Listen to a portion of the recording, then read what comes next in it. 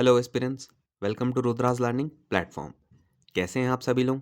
कैसी चल रही है आपकी तैयारी? आई होप आप सभी मस्त होंगे, तंदुरुस्त होंगे और जोरों शोरों से अपनी तैयारी कर रहे होंगे। आज हम छत्तीसगढ़ी साहित्य एवं साहित्यकार से रिलेटेड जितने भी एमसीक्यूज हैं या प्रीवियस ईयर क्वेश्चंस कह लो, उनको आज हम कवर करेंगे। कोशिश करेंगे कि कुछ ट्रिक्स के साथ में, ठीक है, इन सभी साहित्य और साहित्यकारों को याद कराया जाए, क्योंकि बहुत सारे हैं, याद करना थोड़ा मुश्किल हो जाता है। ठीक, तो कुछ ट्रिक्स मैं बनाऊंगा, जहां पर ना बने आई होप कि आप बनाने की कोशिश करेंगे।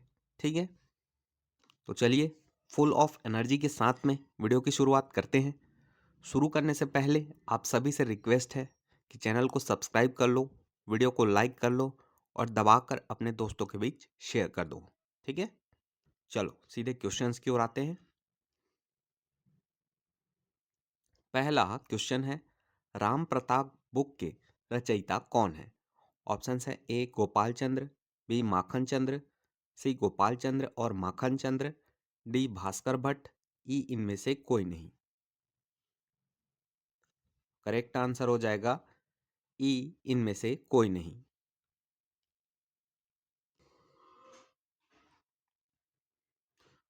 देखिए, ये सारे पुस्तक हैं, जैसे कि राम प्रताप पुस्तक, इसके रचयिता कौन है?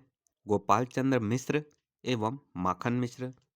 देखिए, इसमें सी को आंसर नहीं लिया गया है। क्यों? क्योंकि हमने पढ़ा कि जो राम प्रताप बुक है उसके लेखक कौन है, तो गोपाल चंद्र मिश्र एवं माखन मिश्र। ठीक है, यहाँ पर शायद गोपाल चंद्र मिश्र और माखन मिश्र ने देखे माखन चंद्र दे दिया है, इसलिए इसका प्रश्न ई इनमें से कोई नहीं लिया गया है। ठीक है, इसके अलावा राम राज्य, जो कि एक नाटक है, इसके रचयिता है मलिक राम त्रिवेदी। श्री राम कथा, इसके रचयिता है कपिलनाथ कश्यप। छत्तीसगढ़ी रामायण, इसके रचयिता है पंडित सुंदरलाल शर्मा। छत्तीसगढ़ रामायण, देखो कंफ्यूज नहीं होना, छत्तीसगढ़ी रामायण बोले तो पंडित सुंदरलाल शर्मा, और वहीं छत्तीसगढ़ रामायण बोले तो हेमनाथ यदु।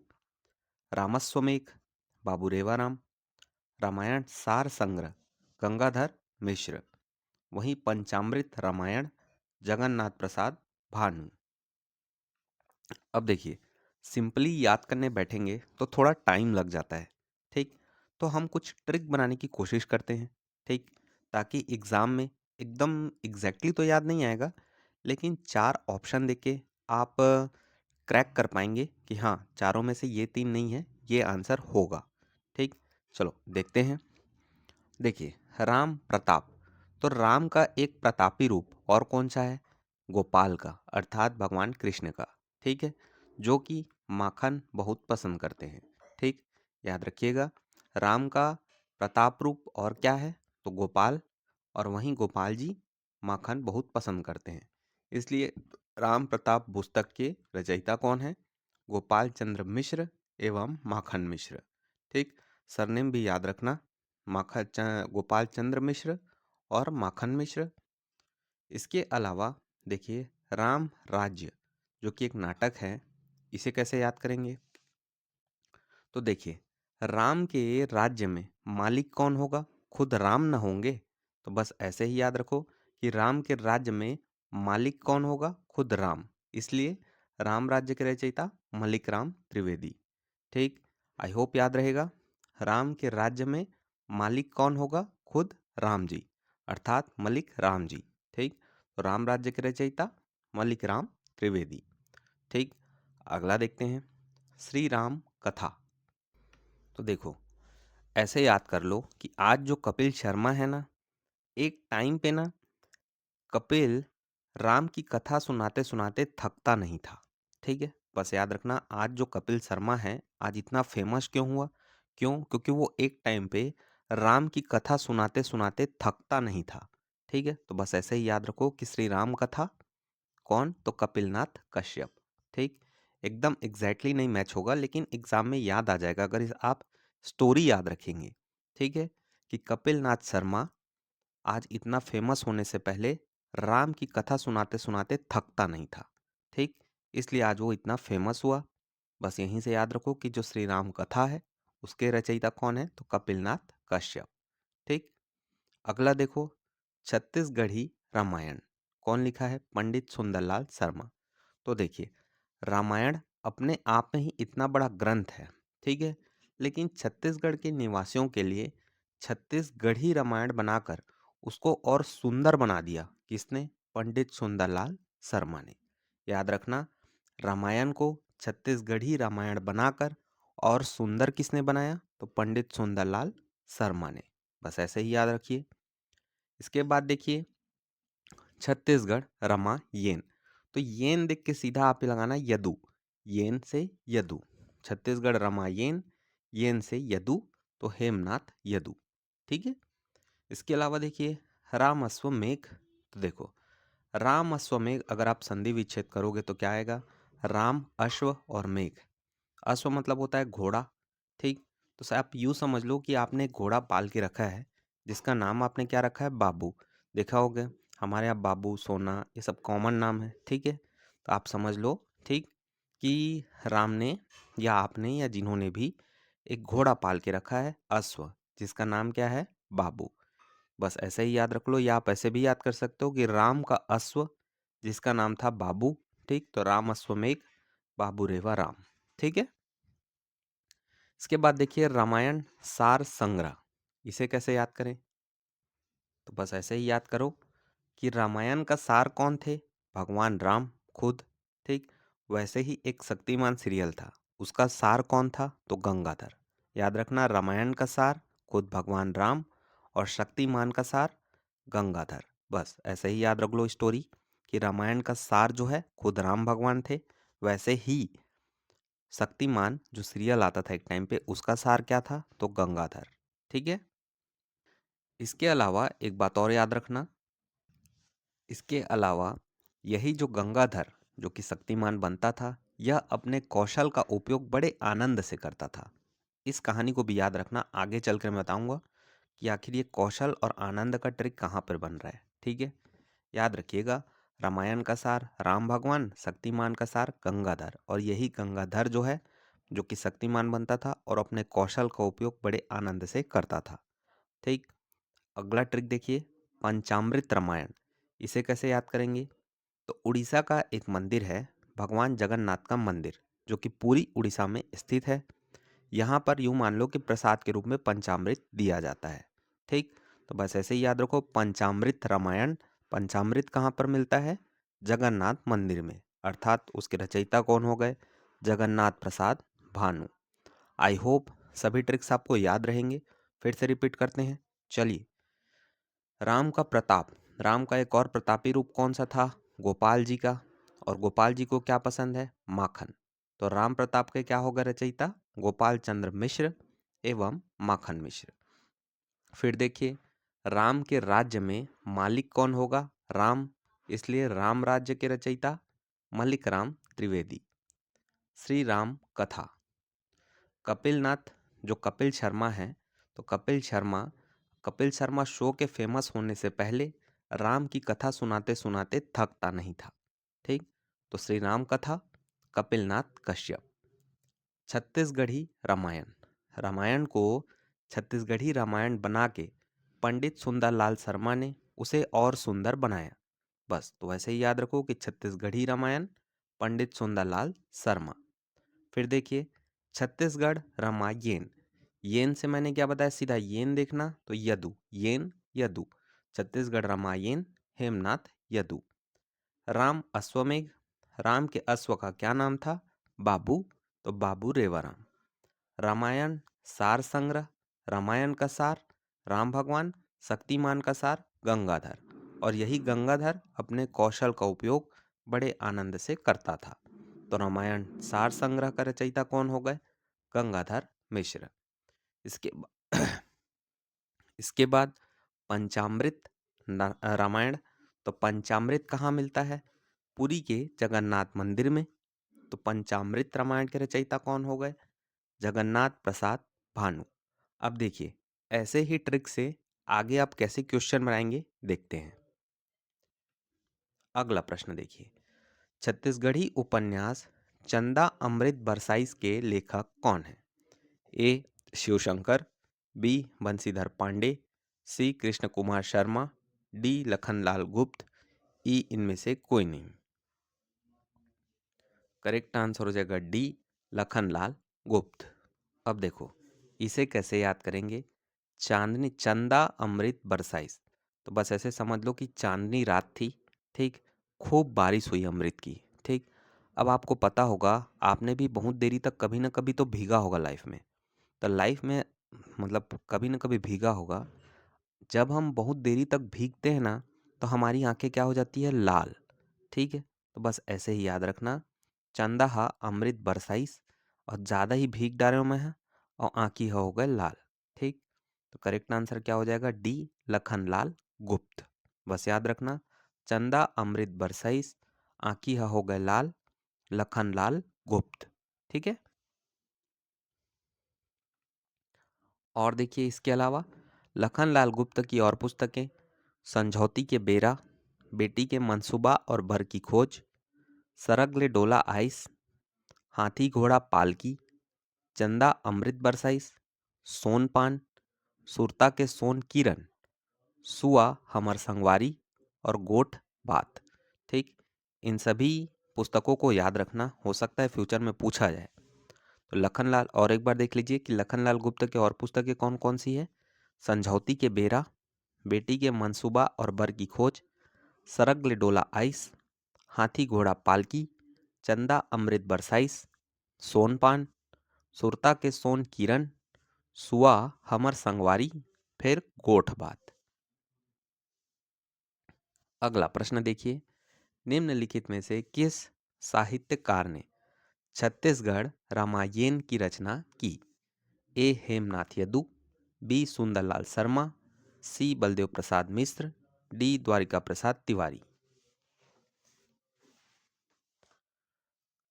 देखिए मैंने आपको थोड़ी देर पहले बताया था कि छत्तीसगढ़ रामायण, जहाँ येन दिखे आपको क्या याद करना है, यदु, ठीक। तो यदु कहाँ दिख रहा है, ए में, हेमनाथ यदु, बस यही हमारा आंसर हो जाएगा, ठीक। छत्तीसगढ़ रामायण की रचना किसने की थी, हेमनाथ यदु ने। अगला प्रश्न देखिए, छत्तीसगढ़ में निम्न में से कौन सा लेखक बाल साहित्यकार के रूप में प्रसिद्ध है?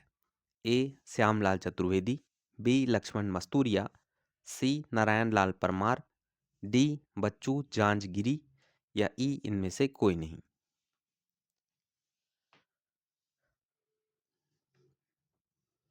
करेक्ट आंसर हो जाएगा सी। अब देखिए इसको कैसे याद करेंगे, थोड़ा फनी ट्रिक है कि आपने देखा होगा छोटे छोटे बच्चे होते हैं, उनकी माएँ होती हैं, ठीक। अब क्या होता है, दोनों बच्चों में अगर लड़ाई होता है, ठीक है, एक बच्चा दूसरे बच्चे को मार देता है, ठीक। तो दूसरे बच्चे की माँ आती है, ठीक, और सामने वाले बच्चे को लगाने पीटने लगती है। फिर अगले की माँ आती है और वो क्या बोलेगी, नहीं नहीं नहीं, मेरे लाल को मत मारो, मेरे लाल को मत मारो, ठीक। तो बस ऐसे ही याद रखना, ये मैंने आपको जो कहानी सुनाई है, एक बच्चे की कहानी सुनाई है, ठीक, जिसमें मैं माँ क्या कहती है दो बच्चों की लड़ाई में, नहीं मेरे लाल को मत मारो, मेरे लाल को मत मारो, ठीक। तो उस प्रकार से याद रखना कि छत्तीसगढ़ में बाल साहित्यकार कौन हो जाएगा, लाल परमार, नारायण लाल परमार, ठीक है। आई होप फ्यूचर में ये ट्रिक्स के साथ में याद रहेगा कि बाल साहित्यकार के लिए मैंने आपको एक बाल स्टोरी क्या सुनाई है, दो बच्चों की लड़ाई, जिसमें दो बच्चों की लड़ाई होती है, तो एक माँ आकर कहती है कि मेरे लाल को मत मारो, मेरे लाल को मत मारो, ठीक। तो नारायण लाल परमार, ओके। इसके अलावा नारायण लाल परमार जो है अपने बाल साहित्यिक रचनाओं के कारण बाल साहित्य के रूप में जाने जाते हैं। और इसकी रचनाएं देख लो, आज़ादी के गीत, किसान के बेटे, मतवार, अक्ल बड़ी या भैंस, कांवर भर धूप, सूरज नहीं मरे, सोने के माली, द प्लेट ऑफ गोल्ड का छत्तीसगढ़ी अनुवाद। ये भी हो सकता है फ्यूचर फ्यूचर में पूछ दिया जाए, द प्लेट ऑफ गोल्ड का छत्तीसगढ़ी अनुवाद का नाम क्या है, सोने के माली। किसने किया, तो नारायण लाल परमार ने, ठीक है। अगला प्रश्न देखिए, राम अश्वमेध के रचयिता कौन है? ऑप्शन है ए भास्कर भट्ट, बी बाबू रेवाराम, सी गंगाधर मिश्र, डी गोपाल चंद्र, ई इनमें से कोई नहीं। चलो तो थोड़ी देर पहले आपको मैंने बताया, याद करने की कोशिश करो। राम अश्वमेध को संधि विच्छेद कर लो। राम और अश्व मतलब राम का घोड़ा, और मैंने बताया था राम के घोड़े का क्या नाम था, तो याद करो बाबू। ठीक, तो राम के घोड़े का नाम क्या था? बाबू। तो राम अश्वमेध के रचयिता का नाम क्या हो जाएगा? बाबू रेवा राम। ठीक, अब समझ में आया कि ट्रिक्स का यूज कैसे आपको करना है। ठीक है, अगला प्रश्न देखिए, राम राज्य नाटक के रचनाकार कौन है? ए ठाकुर जगमोहन सिंह, बी श्रीकांत वर्मा, सी पंडित मलिक राम त्रिवेदी, डी पुरुषोत्तम पांडे, ई इनमें से कोई नहीं। चलिए ट्रिक याद करने की कोशिश कीजिए। राम के राज्य में मालिक कौन होगा? राम। तो क्या बन रहा है, क्या आंसर मिल रहा है? राम के राज्य में मालिक कौन होगा? राम, तो मलिक राम। ठीक, तो यहाँ पर ऑप्शन सी हमारा करेक्ट हो जाएगा, पंडित मलिक राम त्रिवेदी। ठीक है, अगला प्रश्न देखिए, निम्नलिखित में से किस साहित्यकार ने छत्तीसगढ़ी भाषा में रामायण की रचना की? ए कुंज बिहारी चौबे, बी सुंदरलाल शर्मा, सी बलदेव प्रसाद मिश्र, डी द्वारिका प्रसाद तिवारी, या ई लोचन प्रसाद पांडे। तो चलो ट्रिक याद करो मेरे भाई लोग, क्या होगा? मैंने आपको बताया था कि रामायण का छत्तीसगढ़ी में अनुवाद करके उसको सुंदर बनाने का काम कौन किया था? पंडित सुंदरलाल शर्मा ने। तो इजीली आपको समझ आ रहा होगा कि यहाँ पर ऑप्शन बी हमारा करेक्ट हो जाएगा, पंडित सुंदरलाल शर्मा। बस, आई होप कि आपको ट्रिक्स का यूज़ कैसे करना है समझ आ रहा होगा। ठीक, और एग्ज़ाम में देखिएगा ऐसे ही ट्रिक्स जो हैं काम आते हैं। ठीक, इस क्वेश्चन में नहीं तो बाकी कोई भी जो क्वेश्चन हो गया या टॉपिक हो गया, याद करने में आपको काफ़ी डिफ़िकल्ट लग रहा है, तो आप ऐसे ही रिलेट करके इजीली क्वेश्चंस को सॉल्व कर सकते हैं। ठीक है,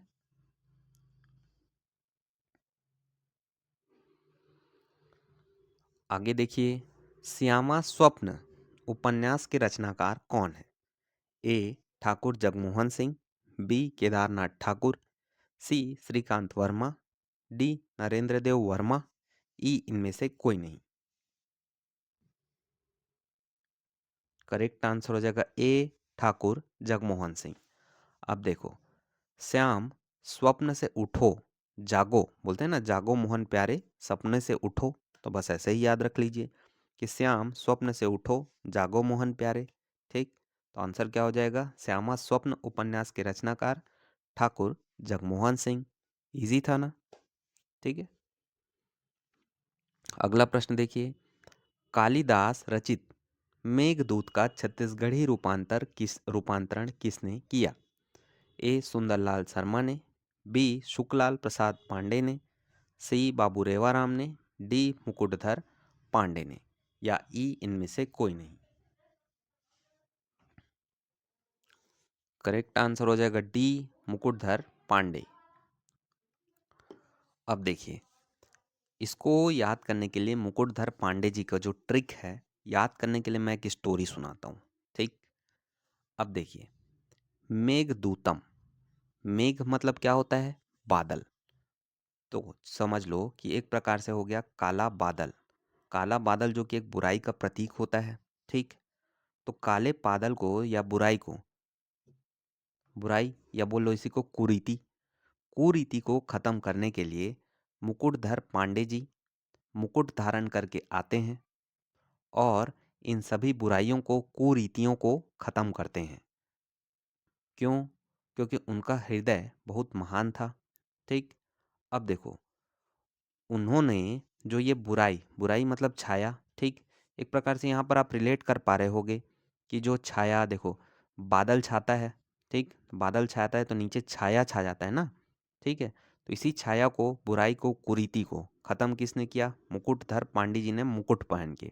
ठीक, अब बाला नाम की लड़की, ठीक है, उनके काम को देखती है, ठीक, और अपना दिल दे बैठती है और खुश होकर उनको पूजा के फूल पहनाती है, ठीक। बस ऐसे ही ट्रिक याद रखना कि काले बादल जो कि बुराई या कुरीति का प्रतीक होता है, ठीक। इसी काले बादल की जो छाया है उनको खत्म करने के लिए मुकुटधर पांडे जी मुकुट को धारण करके खत्म करते हैं। इसके बाद बाला नाम की लड़की अपना दिल दे बैठती है और उनको पूजा के फूल पहनाती है। बस ऐसे ही ट्रिक याद रखो, ठीक। तो देखो, मुकुटधर पांडे जी जो है कुर्री के प्रति को, मतलब उन्हीं की एक रचना है, मुकुटधर पांडे जी की रचना है कुर्री के प्रति। इसी को छायावाद की प्रथम रचना माना जाता है और पांडे जी को छायावाद का प्रवर्तक भी माना जाता है। अब देखो, एग्जाम में पूछेगा कुर्री के प्रति, तो आप सीधा क्या याद रखोगे? कुरीति। तो कुरीति को किसने खत्म किया? तुरंत याद आएगा मुकुटधर पांडे। इसके अलावा देखो, छायावाद का प्रवर्तक पूछा जाए तो मैंने आपको बताया था छाया। तो छाया मतलब काला बादल। काला बादल को खत्म किसने किया? मुकुटधर पांडे ने, ठीक। इसके अलावा अन्य रचना भी देख लो, पूजा के फूल, शैलबाला और मेरा हृदयदान। अब मैंने आपको बताया था कि बाला नाम की लड़की मुकुटधर पांडे जी को दिल दे बैठी और खुश होकर उनको पूजा के फूल पहनाई, ठीक। तो बस ये तीनों रचनाएं जो है आपको याद आ जाएगा। इसके अलावा कालिदास द्वारा जो रचित मेघदूतम का छत्तीसगढ़ी भाषा में अनुवाद भी मुकुटधर पांडे जी ने किया था, ठीक है। चलो आगे क्वेश्चन की ओर बढ़ते हैं।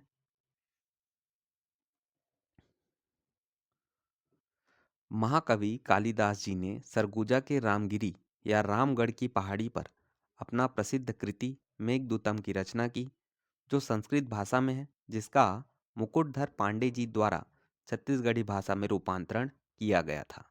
याद रखिएगा, जो मेघदूतम, काले बादल, बुराई, कुरीति खत्म किसने किया? मुकुटधर पांडे जी ने। अगला प्रश्न देखिए, बैगांव पर ट्राइबल इकोनॉमी नामक पुस्तक की रचना किसने की है? ए वेरियर एल्विन, बी दयाशंकर नाग, सी मधुकर नाग या डी मणिशंकर लाल, ई इनमें से कोई नहीं। करेक्ट आंसर हो जाएगा बी दयाशंकर नाग। अब इसके लिए मेरे से कोई ट्रिक नहीं बना यार, ठीक है, इसको याद करना आप। देखिए, वेरियर एल्विन की जो पुस्तकें हैं कौन कौन सी हैं? The Baigas, the Agaria, the Gaur, the Muria and their ghotul, the Maria murder and suicide, ठीक। ये सभी जो है वेरियर एल्विन की रचनाएं हैं। क्या क्या? The Baigas, the Agaria, the Gaur, the Muria and their ghotul, Maria murder and suicide, ठीक। इन पांचों को याद रखना, ये सभी वेरियर एल्विन की रचनाएं हैं। इसके बाद देखिए, श्यामाचरण दुबे, इनकी रचना क्या है? द कमार। अब देखो, इसको ऐसे याद कर लो कि अगर आप अपना चरण जो है दबा के यूज़ करोगे, मतलब बहुत ज़्यादा यूज़ करोगे, ठीक, तो जब पैर का उपयोग ज़्यादा करोगे, मतलब बहुत ज़्यादा चलोगे, तो कमर भी तो दर्द देगा ही, ठीक। तो बस ऐसा ही याद कर लो कि श्याम चरण दुबे, चरण का दबा कर उपयोग करोगे तो कमर भी दर्द देगा। तो इसकी इसकी पुस्तक क्या हो जाएगी? द कमार, ठीक। इसके अलावा टीबी नायक की रचनाएं देख लो, द भील, द अबुझ माड़िया, बारह भाई बिंजवार, ये तीनों टीबी नायक की रचनाएं हैं। इसके अलावा एस.सी. रॉय, इनकी किताब क्या है? द बिरहोर, ठीक।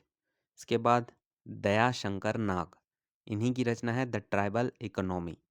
देखो, इस क्वेश्चन में ना बैगांव पर ट्राइबल इकोनॉमी ऐसे दे दिया है, तो द बैगा मत कंफ्यूज होना। द बैगा नाम का जो बुक है वो वेरियर एल्विन ने लिखा है, लेकिन बैगांव पर जो ट्राइबल इकोनॉमी नाम की जो पुस्तक है वह किसने लिखा है? दयाशंकर नाग ने, ठीक है। इसके अलावा जॉर्ज ग्रियर्सन, इन्होंने क्या लिखा? द माड़िया गूंड्स ऑफ बस्तर, ठीक है, याद रखना, जॉर्ज ग्रियर्सन ने द माड़िया गूंड्स ऑफ बस्तर नामक बुक लिखी। इसके अलावा श्याम राव, श्यामराव ने क्या लिखा? प्रधान। फिर W.S. ग्रिफिथ, इन्होंने क्या लिखा? The Kol of central India. अब देखो, इसका एक ट्रिक मैं बता सकता हूँ कि ग्रिफिथ, ग्रिफिथ मतलब क्या? देखो, ग्रिफिथ से याद कर लो ग्रेफाइट। सभी को पढ़ने वालों को पता होगा कि ग्रेफाइट जो है कार्बन का अपर रूप होता है, और इसी कार्बन का एक और अपर रूप क्या होता है? कोयला।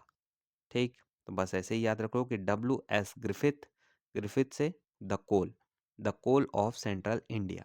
ठीक, याद रखना, the Kol of central India पूछे तो सीधा ग्रेफाइट याद करना, ग्रेफाइट से ग्रिफिथ। ठीक है। अगला प्रश्न देखो, निम्नलिखित में से कौन विद्वान इस राज्य में छायावाद के प्रवर्तक थे? तो थोड़ी देर मैंने पहले आपको बताया कि छाया जो है, छायावाद, बुराई, कुरीति, कौन खत्म किया था? मुकुटधर पांडे जी ने। ठीक, तो करेक्ट आंसर हो जाएगा सी। अगला प्रश्न, हाँ ये तो हमने देख लिया, आगे देखते हैं। पंडित मुकुटधर पांडे कृत कौन सी कविता छायावादी काव्यधारा की प्रथम कविता मानी जाती है? ठीक, ए शैलबाला, बी पूजा के फूल, सी हृदयदान, डी कुर्री के प्रति। देखो, ये सभी की सभी रचनाएं मुकुटधर पांडे जी की ही रचनाएं हैं, लेकिन छायावादी काव्यधारा की प्रथम कविता कौन सी मानी जाती है आपको बताना है। करेक्ट आंसर हो जाएगा कुररी के प्रति, कुरीति।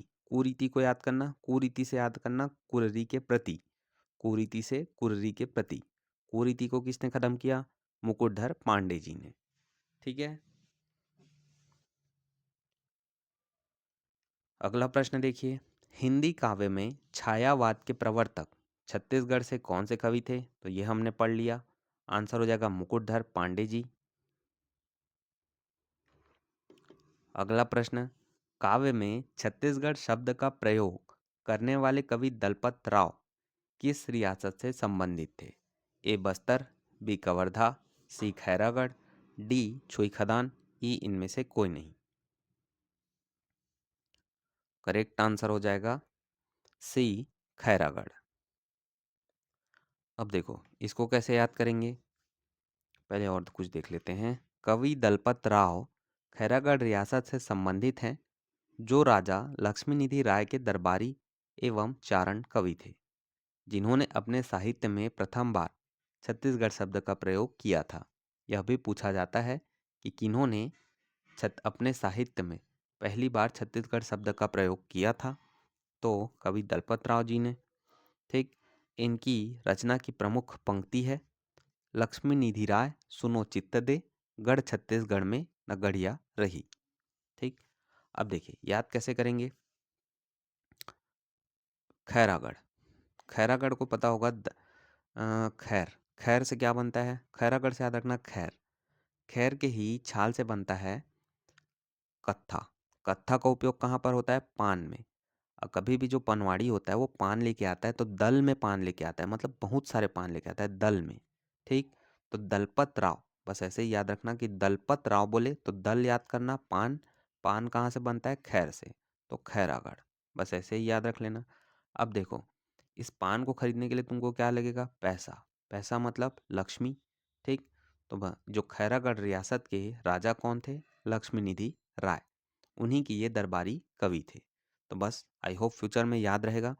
दलपत राव पूछा तो दल मतलब पान, पान किससे बनता है? खैर से, खैर से खैरागढ़।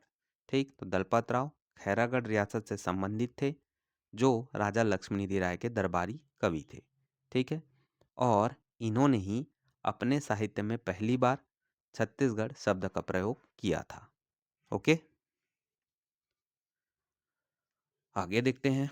पूजा के फूल किनकी कृति थी? तो याद करो, बाला नाम की लड़की अपना दिल दे बैठी और पूजा के फूल पहना दी। किनको? जिन्होंने बुराई का अंत किया, कुरीति का अंत किया, काले बादलों का अंत किया, मुकुटधर पांडे जी ने। तो करेक्ट आंसर हो जाएगा ए मुकुटधर पांडे। अगला प्रश्न देखो, निम्नांकित में से छत्तीसगढ़ी गीतकार कौन है? ए श्रीकांत वर्मा, बी लक्ष्मण मस्तूरिया, सी भालराव तैलंग, डी प्यारेलाल गुप्त, ई इनमें से कोई नहीं। करेक्ट आंसर हो जाएगा लक्ष्मण मस्तूरिया। आपने एक गाना सुना होगा, मोर संग चलो रे।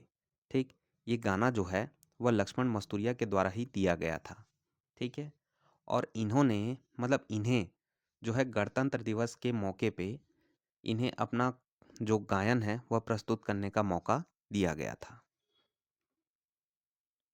अगला प्रश्न देखिए, छत्तीसगढ़ी लोक साहित्य का अध्ययन पुस्तक के रचनाकार कौन है? ए भालराव तैलंग, बी दयाशंकर शुक्ल, सी लोचन प्रसाद पांडे, डी लाला जगदलपुरी, ई इनमें से कोई नहीं।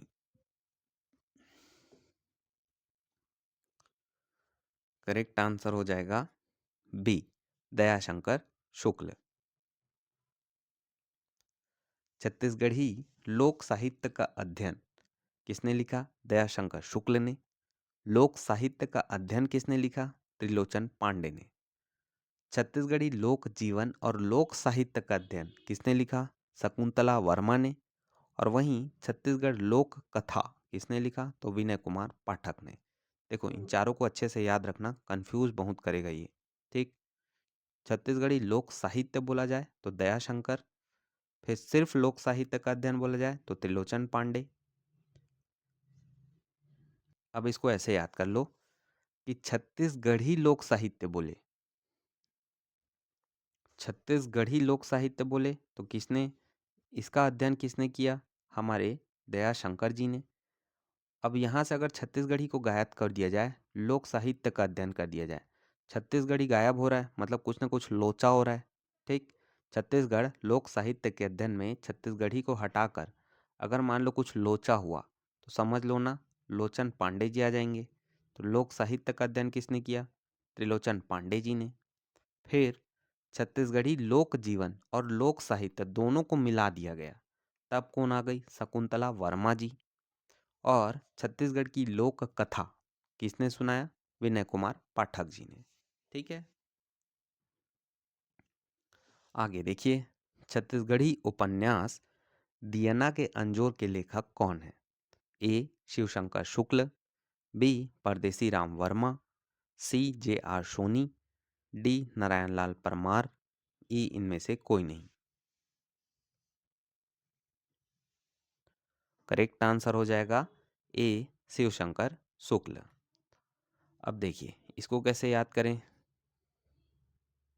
इसको ऐसे याद रखिए, दियना के अंजोर बोले तो दिया बिना अंजोर, दियना के अंजोर, बस इसको ऐसे याद करो, दिया बिना अंजोर। अब देखो, दिया बिना अंजोर कौन ला सकता है? हमारे शिव जी, शिव शंकर जी ही हैं।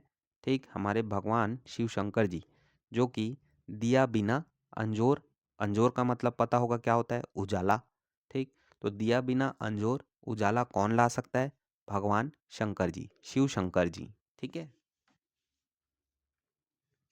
अगला प्रश्न देखिए, प्रसिद्ध छत्तीसगढ़ी गीत अरपा पैरी के धार के रचयिता कवि कौन है?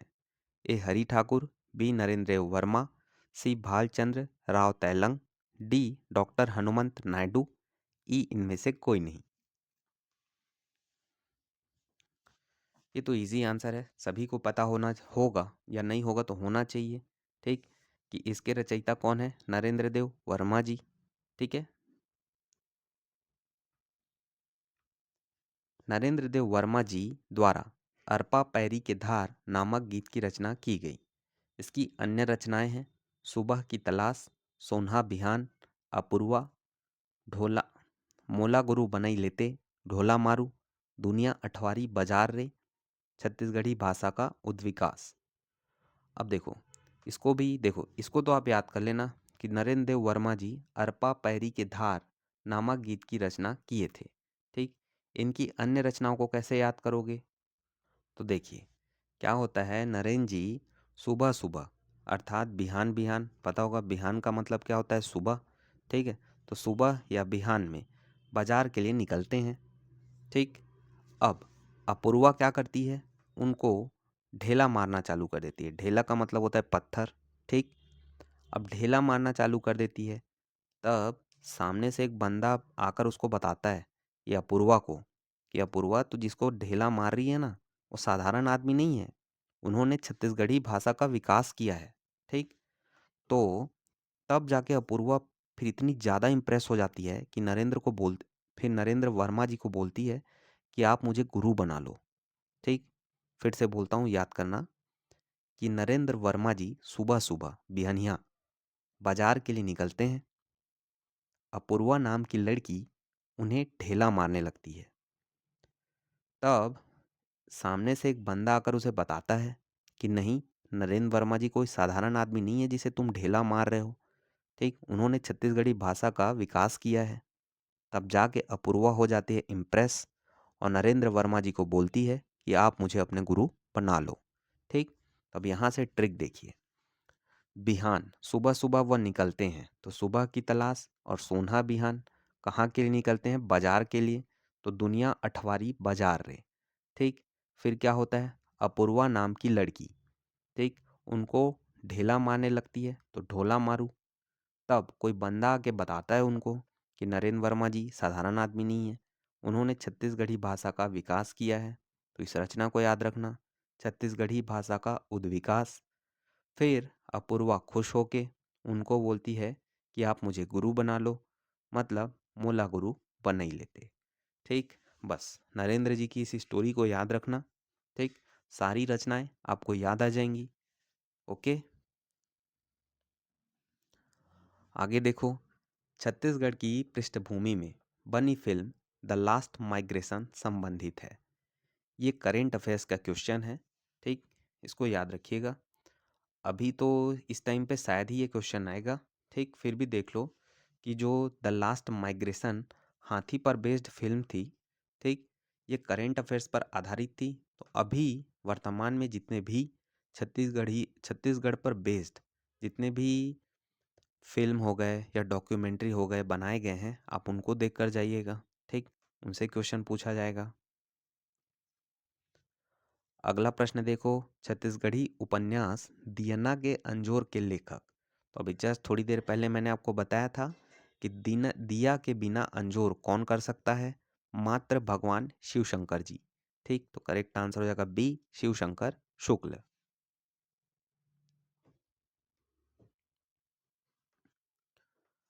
दियना के अंजोर शिव शंकर शुक्ल द्वारा लिखित प्रथम उपन्यास है। इन्हें छत्तीसगढ़ के प्रथम उपन्यासकार होने का भी गौरव प्राप्त है।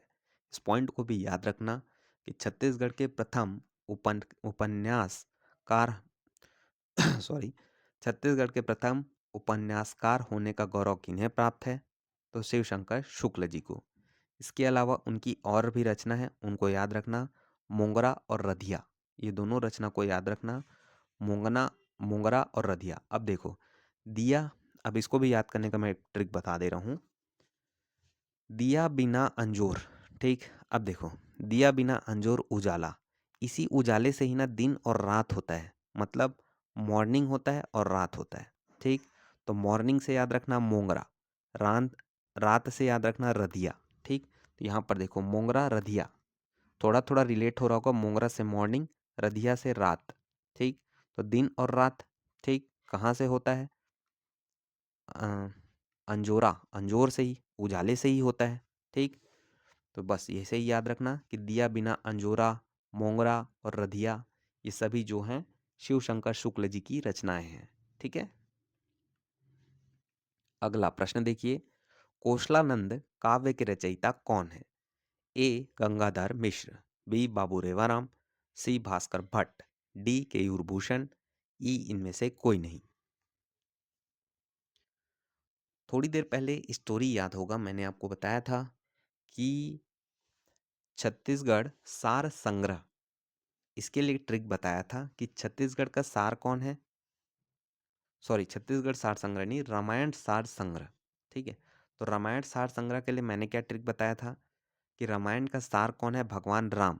वैसे ही शक्तिमान का सार कौन है? गंगाधर। और यही गंगाधर जो है अपने कौशल का उपयोग बड़े आनंद से करता है। मैंने आपको ये ट्रिक बताया था। ठीक। इसी से आपको याद रखना है कि गंगाधर मिश्र की रचनाएं कौन कौन सी हैं? तो रामायण का सार, रामायण सार संग्रह, इसके अलावा कोशलानंद, ये दोनों जो है गंगाधर मिश्र की रचनाएं हैं।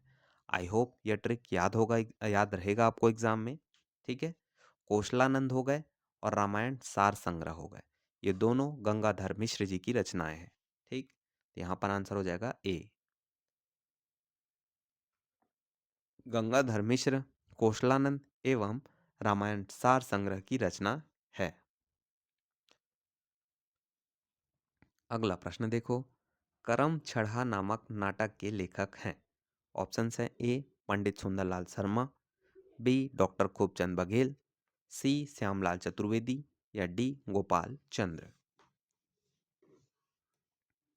करेक्ट आंसर हो जाएगा बी खूबचंद बघेल।